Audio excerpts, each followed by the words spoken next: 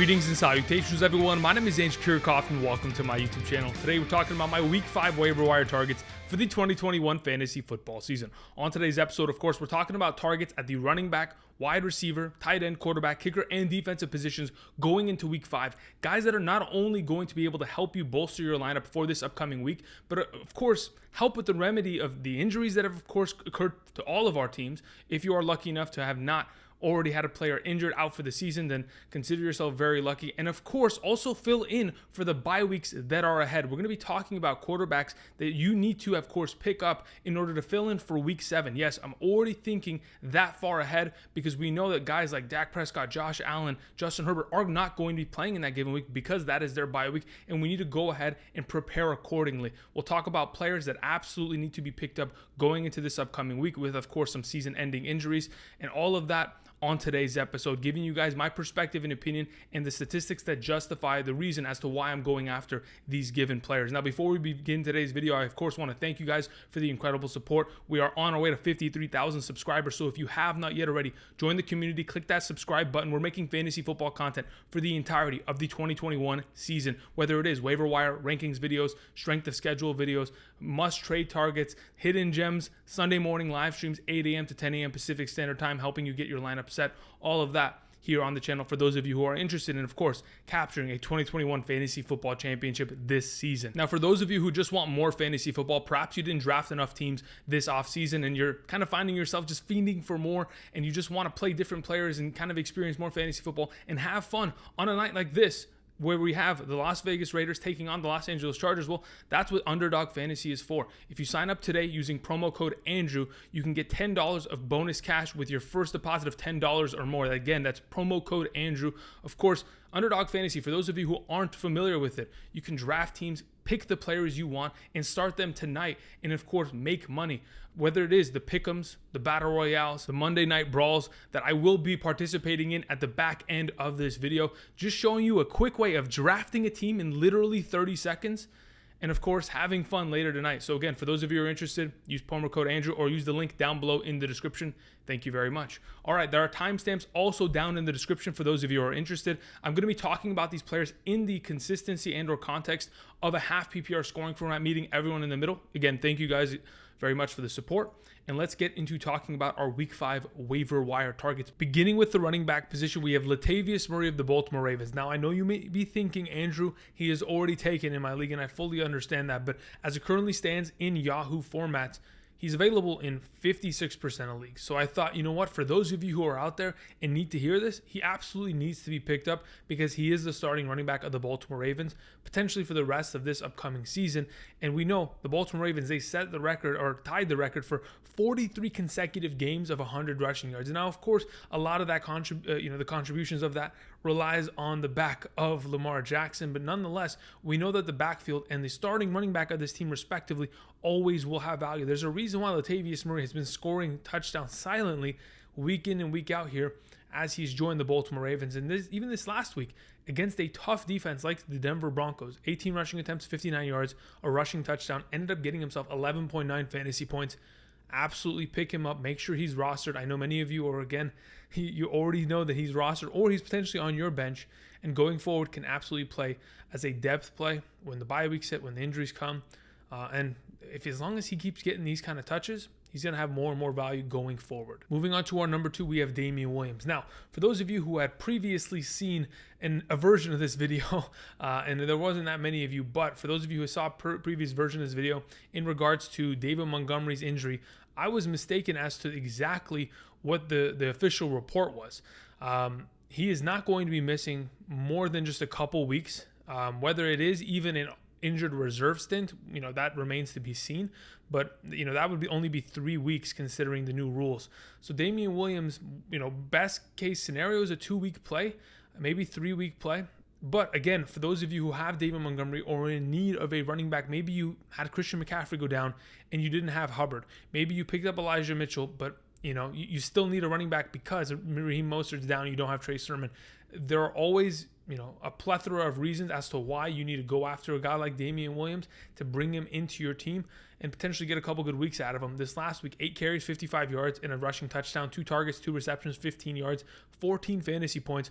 Ultimately, the question remains as to what exactly we're going to see from him. He is dealing with a bit of a quad bruise, so that could potentially hamstring him, quote unquote, but I think he'll be fine. I think he'll be the starter for this team, and with very little context as to what is going on with Tariq Cohen, Damien Williams will have this backfield to himself for the coming weeks, and that is why he has value and our number 2 at the running back position for this week.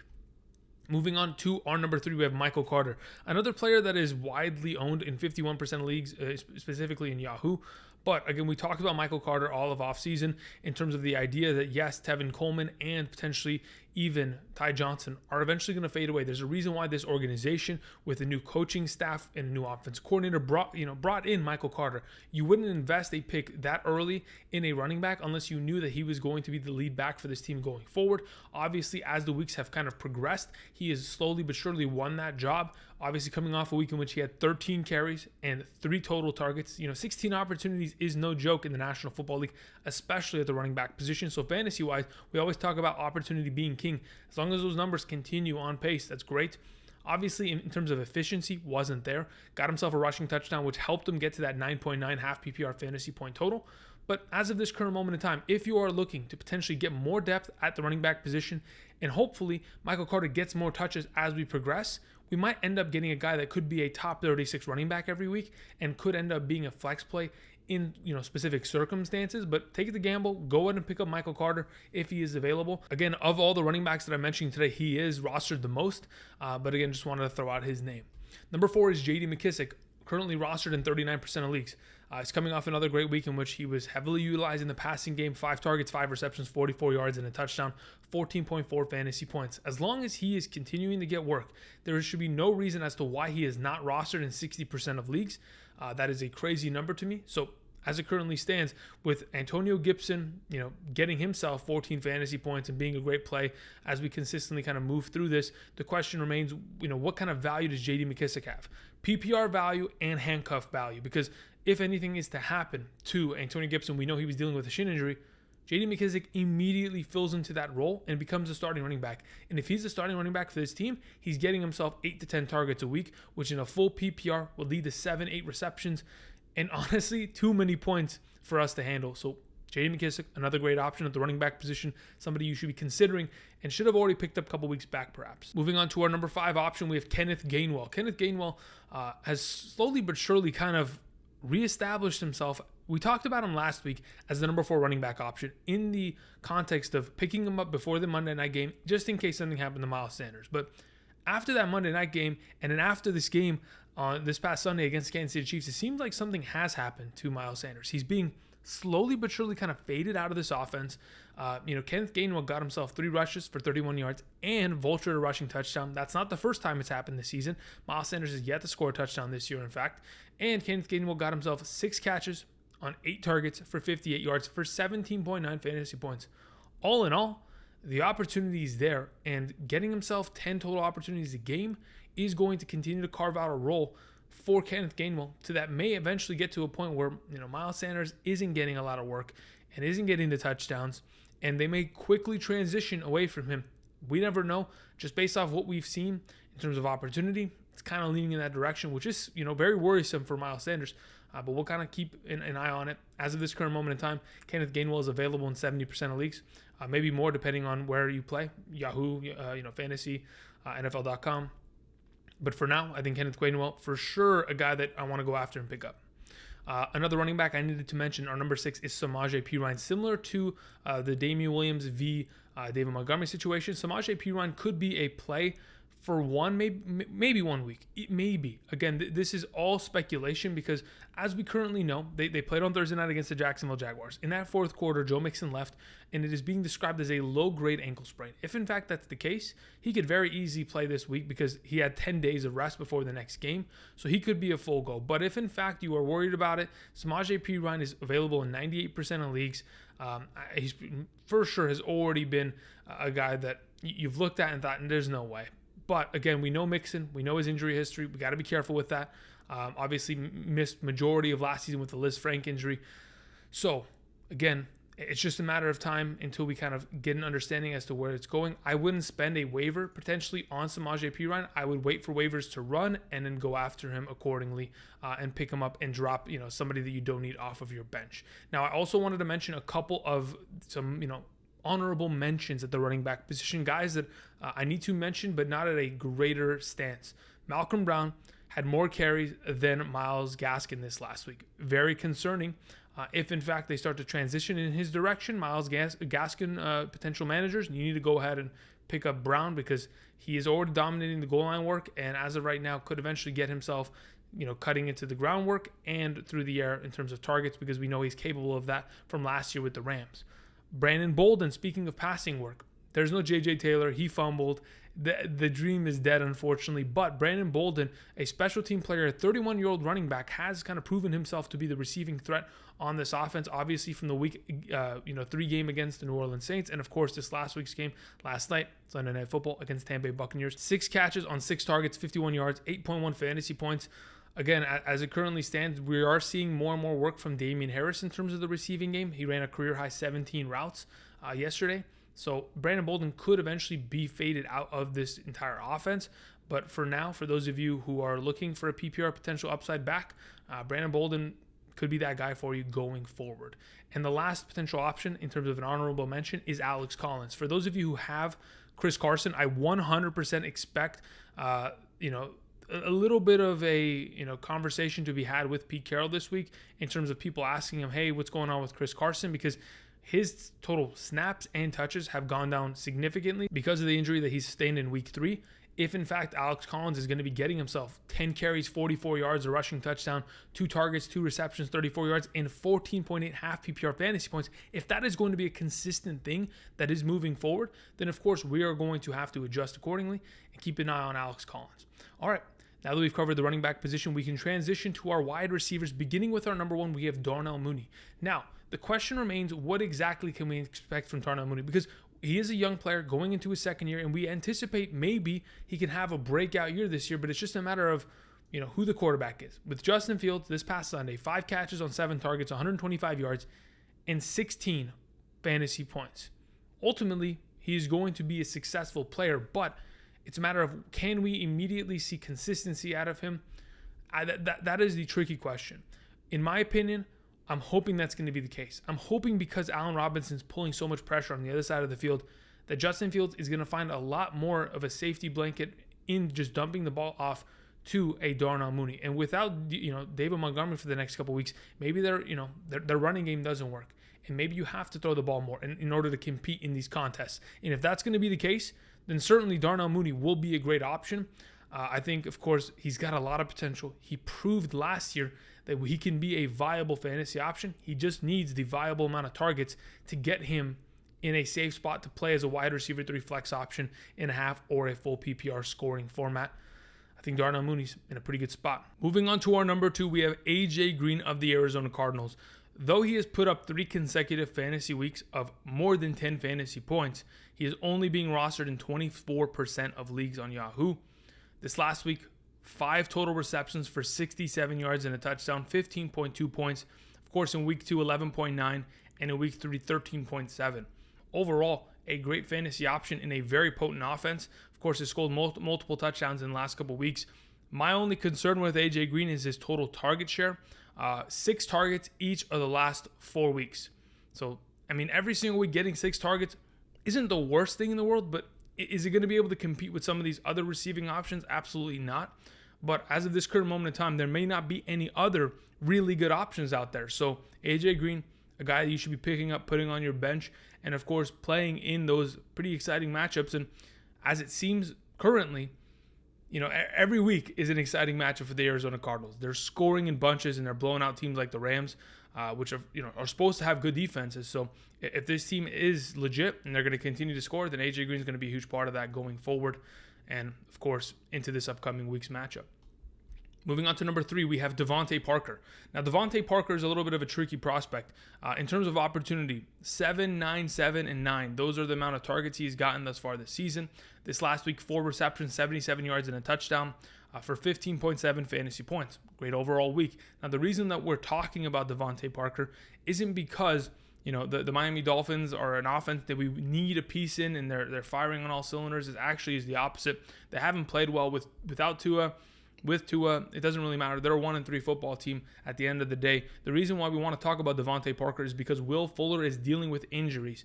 Again, Will Fuller throughout his entire career has dealt with injuries. The only time that he didn't was last year, and there's a reason why he got busted for PEDs, performance-enhancing drugs, and was suspended for the back end of the 2020 season and week 1 of the 2021 season. I know it's not a quad injury again for Will Fuller. It's a broken finger, but again, it's an injury nonetheless. And DaVante Parker should be able to take advantage of it and expand his role in this offense and be a great option for everyone in fantasy for the coming weeks.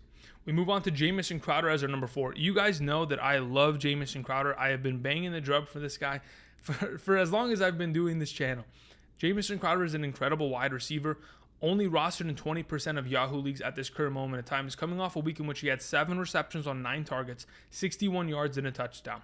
The whole question about Jamison Crowder was whether or not he was going to be cut this offseason as a cap casualty because they didn't want to pay his contract. But nonetheless, he did deal with a couple injuries this offseason, but has kind of transitioned into this offense perfectly. Of course, the reason why we saw Braxton Berrios be such a huge threat is because Jamison Crowder wasn't available to play.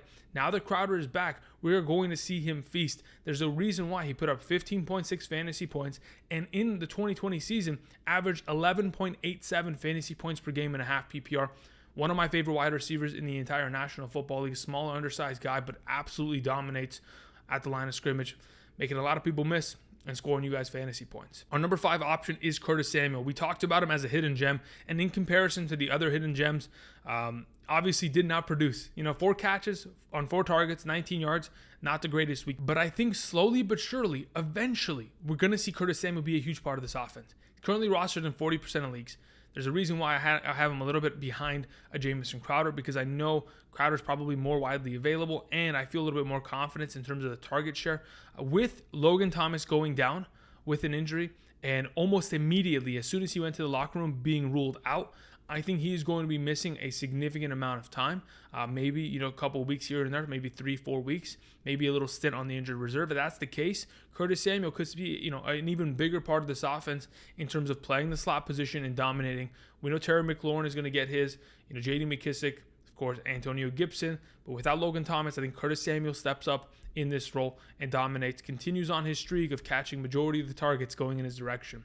Moving on to Kadarius Toney as our final option today. If, in fact, Sterling Shepard is going to miss any more time, I think Kadarius Toney is a consideration as a rookie wide receiver, a first-round pick in the 2021 NFL Draft. He's currently only rostered in 3% of leagues. When we talk about rookies, we're always talking about Rondale Moore or Terrace Marshall, but no one wanted to talk about Kadarius Toney because he's been behind so many other wide receivers. Golladay, Shepard, Slayton, John Ross, Colin Johnson. There's so many receivers on this offense. You still have guys like Saquon who are, just blowing up now. Glad to see that. Love it. Evan Ingram, Kyle Rudolph. There's so many guys in this offense. It's just a matter of whether or not Kadarius Toney can get on the field, because what he showed against the New Orleans Saints was incredible. 9 targets, 6 receptions, 78 yards, was making people miss left, right, and center. It's a matter of whether or not Sterling Shepard is available, because he is playing that slot role and he's getting the targets that Sterling Shepard would have gotten, right? It's just a matter of him being a little bit more efficient and Kadarius Toney kind of carving himself out a role going forward as an option. We move on to the tight end position, beginning with our number 1, Dalton Schultz.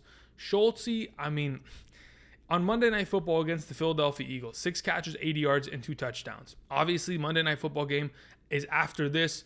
We don't really talk about the Monday night, pop-off players in that given week because they pretty much speak for themselves. But if Schultz is available, which as of this current moment in time, he's available in 77% of Yahoo leagues. He's coming off another week in which he had 6 catches, 58 yards, and a touchdown on 8 total targets. I know Blake Jarwin even scored this last week, and does that scare me?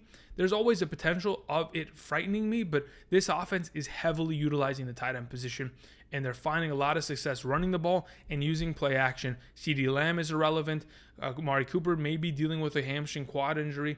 Dalton Schultz continuing to be a huge monster in this offense, scoring a lot of fantasy points, and hopefully rest of season could be a great play, because we know last season Schultz finished as the number 14 overall tight end in a half PPR scoring format last season without Jarwin in the lineup, and he's only getting better. And with, of course, Dak Prescott at quarterback, the sky's the limit for Schultz. We're moving on to Dawson Knox. Dawson Knox, 3 consecutive weeks of a touchdown, and we thought to ourselves, well, they play against the Houston Texans. This should be an easy one. And boy, was it. 8 targets, 5 catches, 37 yards, and 2 receiving touchdowns for 18.2 fantasy points. Again, thus far this season, that is 4 receiving touchdowns for Dalton Schultz, while we have guys like Mark Andrews with 0. It is weird, but we have to adapt. That's the entire nature of fantasy football. We have to leave the preconceived notions that we had of players and expectations of players at the door. And we have to continue on in the 2021 season and pick up players that we never thought we would be going after, because they are relevant. They're given opportunity. And with how successful this offense has been, considering they won 40-0 against the Houston Texans this last week, 2 weeks prior against the Miami Dolphins, 35-0. They put up 40 bomb on the Washington football team. They are unstoppable. We'll see how they fare against the Kansas City Chiefs. I think that could be a shootout. Either way, Dawson Knox, an incredible pickup if, in fact, you are in need of a tight end. I talked about Logan Thomas in conjunction with Curtis Samuel earlier. If you are in need of filling in for Logan Thomas, these guys can do that. Moving on to Hunter Henry, another guy that we had a lot of confidence in, found himself success, 11.2 fantasy points, 5 targets, 4 receptions, 32 yards, and a touchdown. 11 targets in the last 2 weeks. We saw Jonnu Smith score this last week as well, mainly because, again, the Tampa Bay Buccaneers were not and are not good against stopping opposing tight ends. The upcoming weeks for the New England Patriots are not bad. I like their upcoming matchups, and to be honest, Hunter Henry, as long as he's going to continue to get himself an expanded role in this offense, why not if you're in need of a tight end? We move on to Zach Ertz as our number 4 option. Now, Zach Ertz is a bit of a tricky player, considering we don't know if he's going to be consistent. There is another tight end in that offense. Dallas Goedert went for 15 points, scores that touchdown. Didn't really look like a touchdown, but for fantasy purposes, we're going to take it. Zach Ertz is currently only rostered in 26% of leagues. As of this current moment in time, coming off a week in which he had 6 receptions for 60 yards. The week prior against Dallas, Monday Night Football, 4 catches, 53 and a touchdown. Zach Ertz is slowly but surely carving out a role for himself. This offense looked better in terms of utilizing their strengths against that Kansas City defense, and I think going forward could be a good option. Now, our number 5 and 6 are guys that I typically don't want to roster, but if you're in desperate need in a deeper league, this is why I have it here to suggest them. Maxx Williams are number 5. I don't really trust Arizona Cardinals tight ends, but Maxx Williams has been relevant. 5 catches on 5 targets, 66 yards and a touchdown. 15 points against the Rams. A couple weeks back against Minnesota, 7 targets, 7 receptions, 94 yards. Maxx Williams throughout his career has always been a blocking tight end, and a good one at that. But they're continuing to utilize him as a receiving threat. He's currently only rostered in 1% of leagues. If you are in need of a tight end of some sort in a very potent offense, Maxx Williams is available. We move on to CJ Uzomah. You may be wondering when I was going to mention him. I'm willing to mention him, but we got to remember, only rostered in 2% of leagues, so you can have him if you want. But coming off a week of which he had 5 catches, 95 yards, and 2 touchdowns, I know back in 2020, at the beginning of the season, CJ Uzomah with Joe Burrow was a great connection. They found a lot of success, and maybe they'll continue that from here on out, but there's no guarantee that. From weeks 1 through 3, we didn't see any utilization. We'll get T. Higgins back into this lineup. I know Joe Mixon's dealing with injuries, but with Tyler Boyd, and you still have Jamar Chase out wide, there is a lot of threats in this offense to be catching the ball, and I'm not 100% certain that CJ Uzomah can be relied upon every single given week. So we leave him at number 6 as a final option.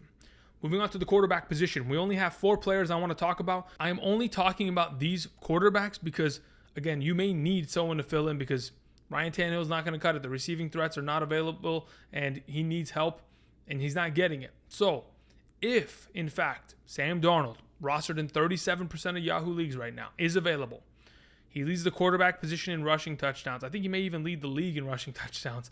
It's an insane number, coming off a 4-touchdown week in which he had 31.54 fantasy points against the Dallas Cowboys defense, a defense that forces turnovers, and it didn't matter because Sam Darnold is getting it done on the ground, through the air. Of course, has found a great connection with DJ Moore and is going to continue to build upon that going forward.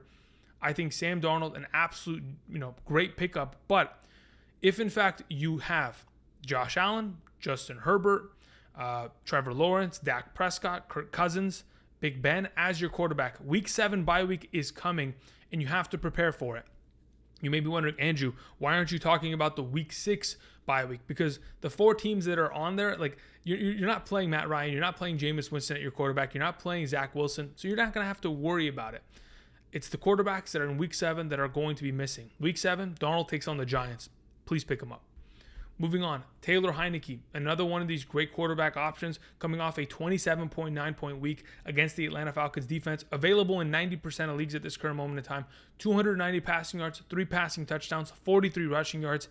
And if you're wondering who he plays in Week 7, the Packers. Is that the worst matchup in the world? I absolutely do not think so. I think the Packers have a great defense, but there's always a potential, as of what we've seen thus far this season, Heinicke is going to put up points, whether it was against the Giants, whether it was against the Buffalo Bills, and or this last week against the Atlanta Falcons. They are putting up points in bunches, and I love to see it.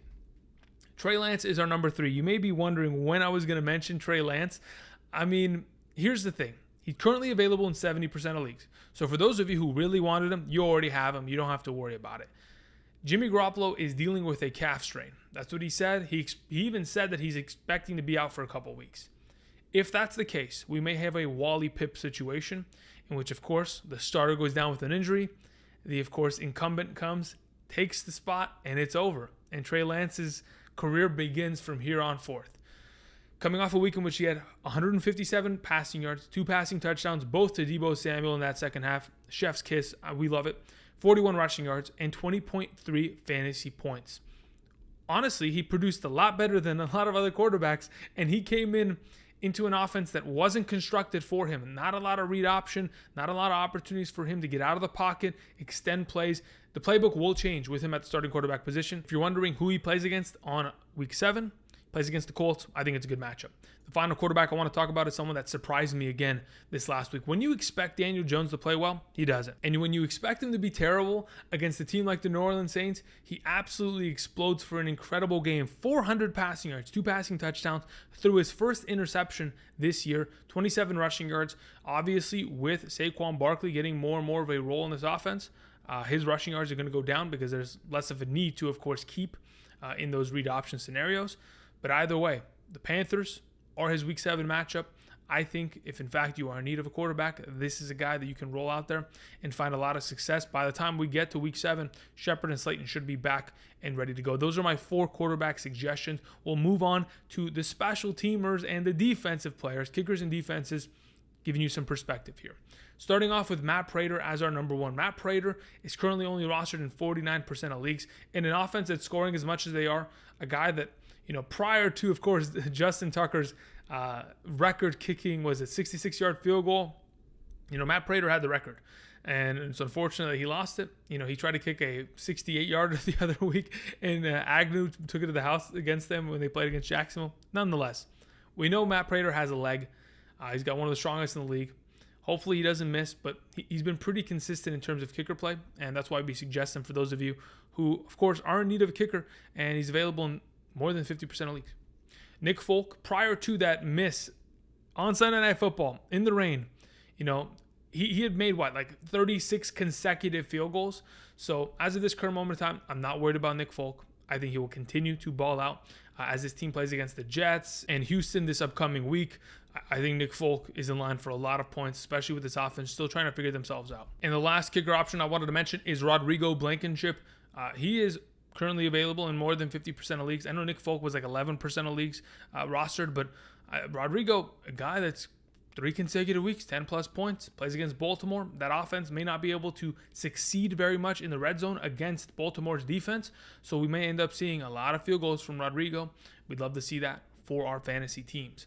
Now we're going to talk about 3 defenses that I'm very interested in picking up going forward. We do have the Dallas Cowboys as my first suggestion, only rostered in 21% of leagues. This upcoming week takes on the New York Giants. is number 2 in the National Football League thus far in takeaways, 10 total takeaways, only second to the Buffalo Bills, who have been the number 1 defense, I think, in terms of total points thus far this season, and have the highest roster, percentage amongst all defenses this year. But either way, the Dallas Cowboys defense, they've been balling out, they've been consistently scoring, and if they're going to continue to get takeaways, Diggs is somehow a magnet to the ball, then eventually we're going to have to give them their respect and, of course, pick them up and play them. I've been doing that for the last couple of weeks in many of my leagues, so I suggest it here now.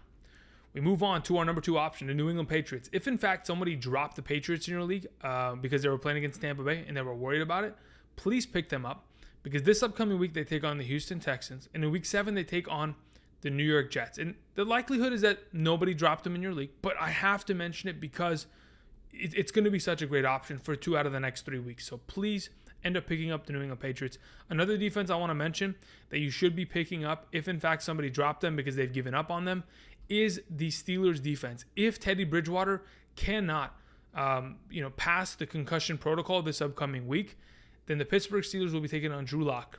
And I think that is an incredible matchup for Steelers defenders, just pretty much forcing him to make mistakes, putting a lot of pressure on him. If they can't run the ball, he's going to be forced to pass. And if he's not able to connect with his receivers, considering he's been the backup all season, and of course hasn't gotten the first team reps, he could be in trouble. Just wanted to throw that out there. Another honorable mention, the Cleveland Browns defense, not a bad option going forward. Of course, in the last couple of weeks, they have continued to show that they have been a far more improved defense overall. Now, before we end today's video, I do want to go ahead and just do a quick draft on Underdog Fantasy, just to kind of give you guys some perspective as to just how easy it is to play this game and why I think it's extremely fun and why you should be signing up. Again, use promo code Andrew. You'll get $10 of bonus cash with your first deposit of $10 or more. Go down to the description, find the promo code there and the link for those of you who are interested. Thank you very much. So if you go over to UnderdogFantasy.com, there are contests for even the Monday night games, and I'm just going to participate in a quick one. I'm literally drafting against one other player. Literally one other player. Winner takes all. And that's just how it is. It's a $5 deposit into this game. And it's just a matter of you picking 4 flex players, no quarterbacks involved. Who is going to score more wins. The draft starts right now. I have the first pick. Going into tonight's game, I think it's between Austin Eckler and or Darren Waller, who will be the better overall prospect. I trust the idea that, of course, Austin Eckler is going to get a lot of work on the ground. We're going to take him as the first pick. And we're going to hope maybe, in fact, we can get either Mike Williams, Darren Waller, or Keenan Allen to return to us in the 2nd/3rd round turn. So, of course, Darren Waller, Mike Williams taken. So we're going to go ahead. We're going to pick up Keenan Allen because he's the next best available prospect. And when we look around, we have to think to ourselves, are we going to trust the idea of taking Josh Jacobs? I personally think it's a matter of if I don't take Josh Jacobs here and he ends up getting him, that's going to hurt me more than help me if, in fact, he is a full go today. So we'll take the Josh Jacobs here and just wait and see what he ends up bringing back to us. I'm assuming he's most likely going to be drafting. Wow, he didn't take Hunter Renfrow. He went with Ruggs and Drake. And though I expected him to go with Renfrow, I will take the value there. And that's it. The draft is literally done. And we'll see. Between me and him in a $5 entry, who ends up scoring the most points tonight. I got my players that I'm going to root for. He's got his. And we'll see how it goes. Either way, just wanted to give you some context. Hopefully you guys enjoyed this kind of stuff. And until next time, which will be tomorrow, of course, talking about some fantasy football at the running back position with our Week 5 rankings. Thank you, everybody, for watching. Make sure you click the like button down below, subscribe down below, and use the promo code for those of you who are interested in signing up with Underdog Fantasy today. Thank you very much, and I'll see you guys next time. Peace.